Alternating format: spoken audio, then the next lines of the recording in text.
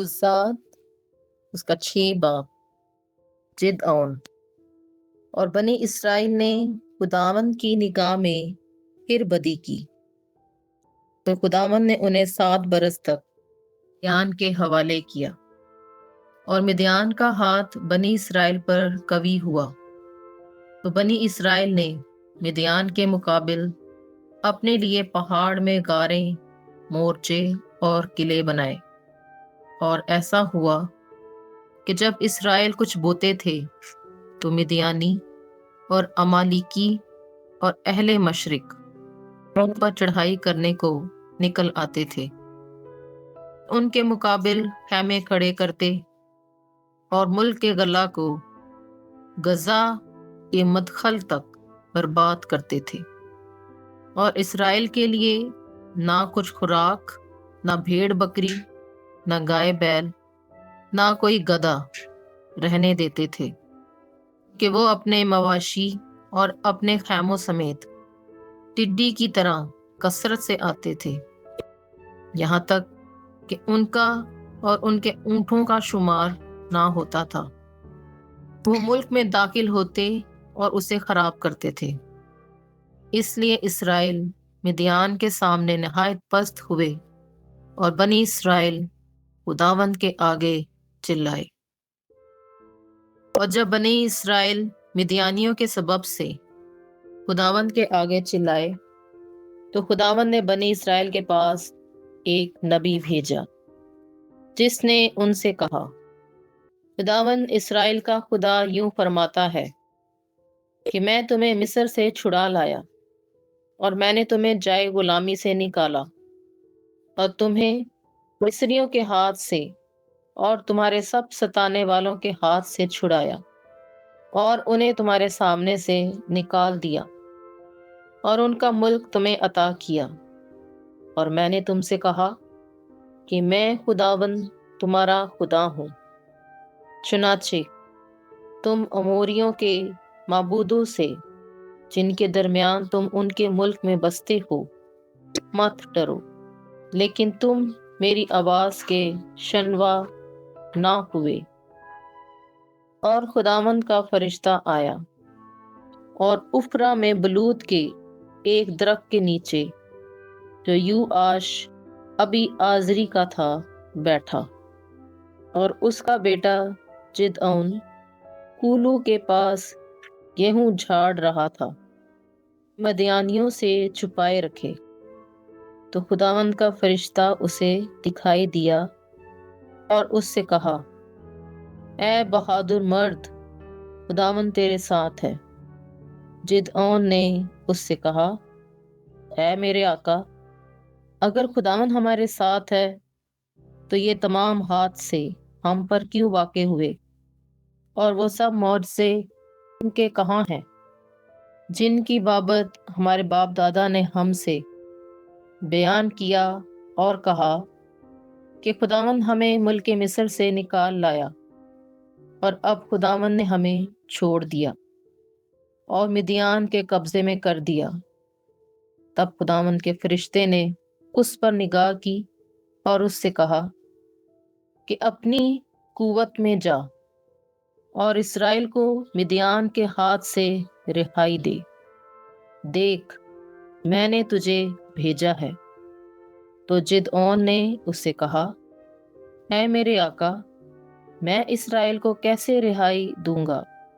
میرا گھرانہ منسے میں سے سب سے حقیر گھرانہ ہے، اور میں اپنے باپ کے گھر میں سے سب سے چھوٹا ہوں۔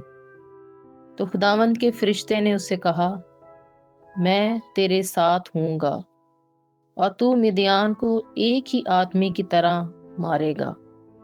تب اس نے اس سے کہا، اگر میں تیرے نزدیک منظور نظر ہوں تو مجھے اس بات کا کوئی نشان دے کہ تو ہی ہے جس نے میرے ساتھ کلام کیا، جب تک کہ میں تیرے پاس نہ لوٹوں اور اپنا ہدیہ نکال نہ لاؤں اور تیرے آگے نہ رکھوں، تب تک تو یہاں سے نہ جا۔ اس نے اس سے کہا کہ جب تک تو نہ لوٹے میں یہاں ٹھہروں گا۔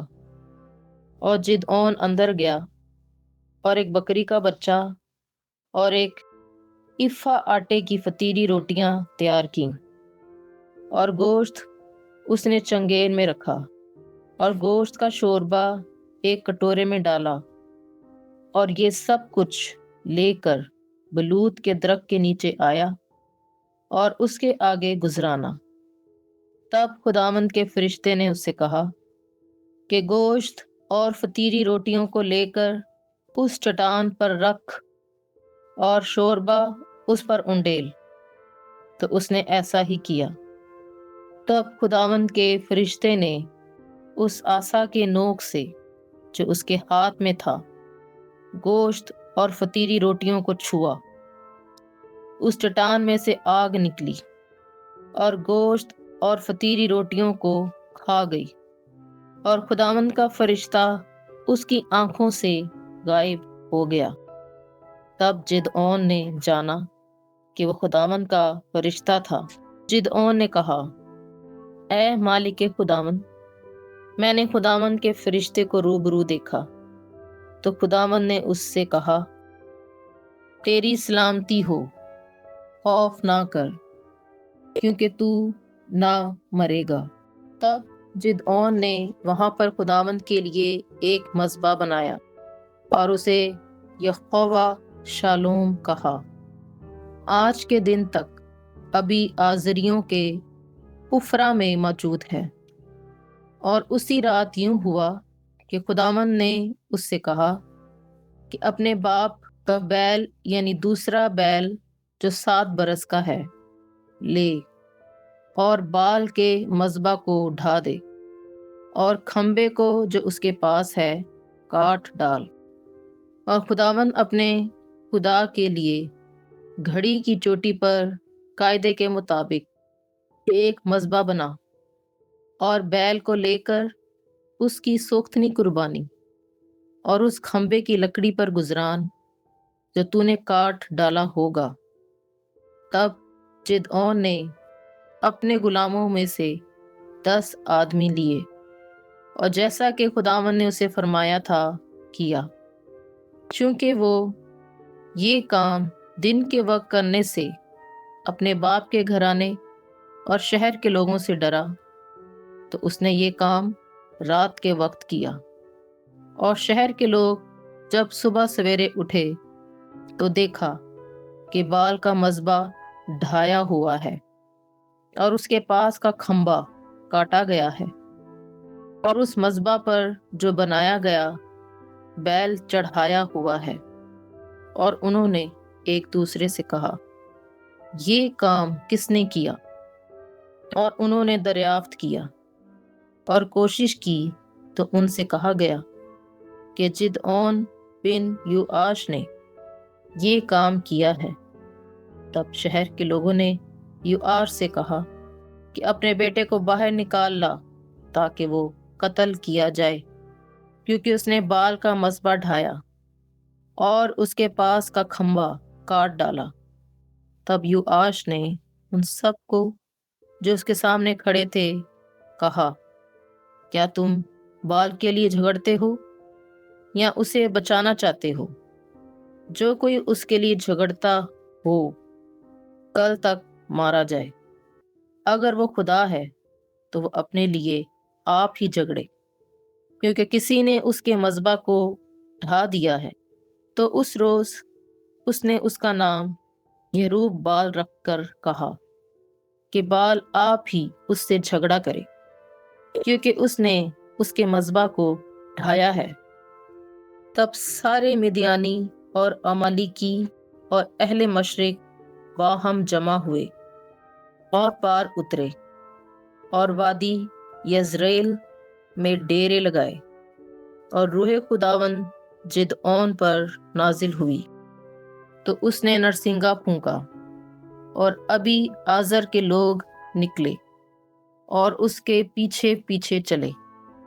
تب اس نے سارے منسے کے پاس قاصد بھیجے، تو وہ بھی جمع ہوئے اور اس کے پیچھے ہو لیے۔